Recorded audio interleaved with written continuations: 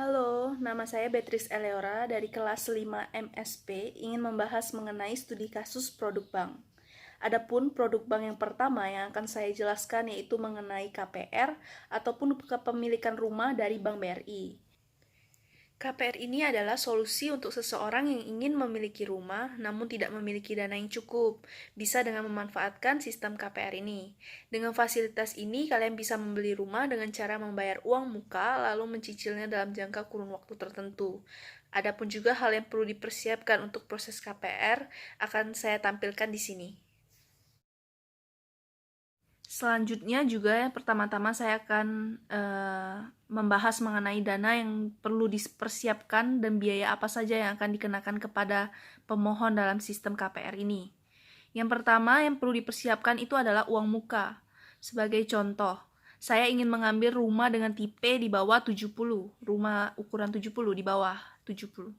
Berdasarkan peraturan dari Bank BRI bahwa rumah susun ataupun apartemen berukuran di bawah 21 atau tipe 21 sampai dengan 70 harus membayar DP sebesar 5% dari harga rumah.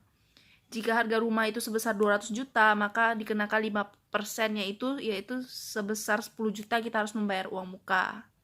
Lalu juga kita akan membayar pokok kredit, menghitung harga pokok kredit, dan cara menghitungnya itu dengan harga rumah dikurang dengan uang muka.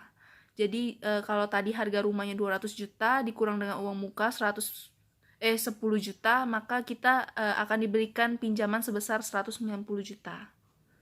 Selain uang muka, ada pun juga beberapa biaya yang akan dikenakan saat kita mengajukan KPR ini.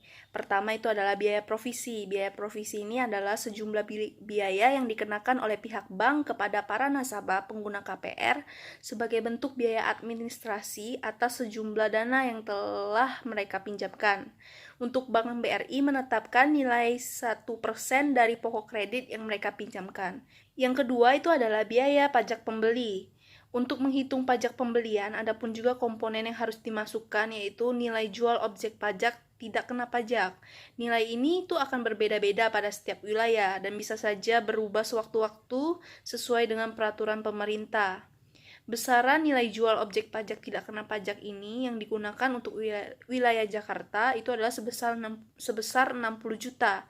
Untuk perhitungannya akan saya tampilkan di sini. Yang ketiga itu adalah menghitung penerimaan negara bukan pajak ataupun PNBP yang biasa kita sering kenal itu PNBP ya.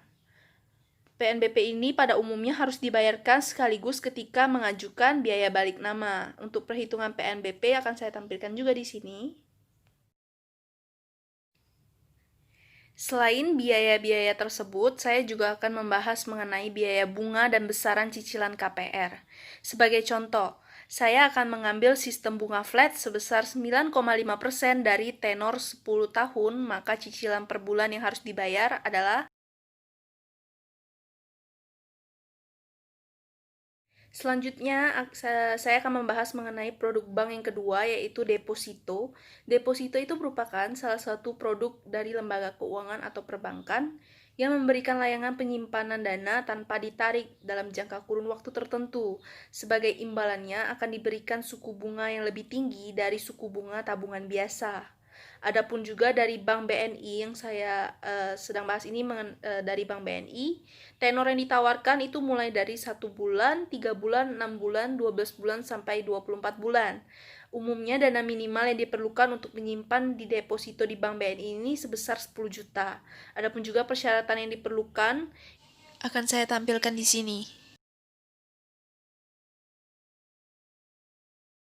Sekian dulu penjelasan mengenai produk bank ini. Apabila ada kesalahan, saya mohon maaf dan saya ucapkan terima kasih.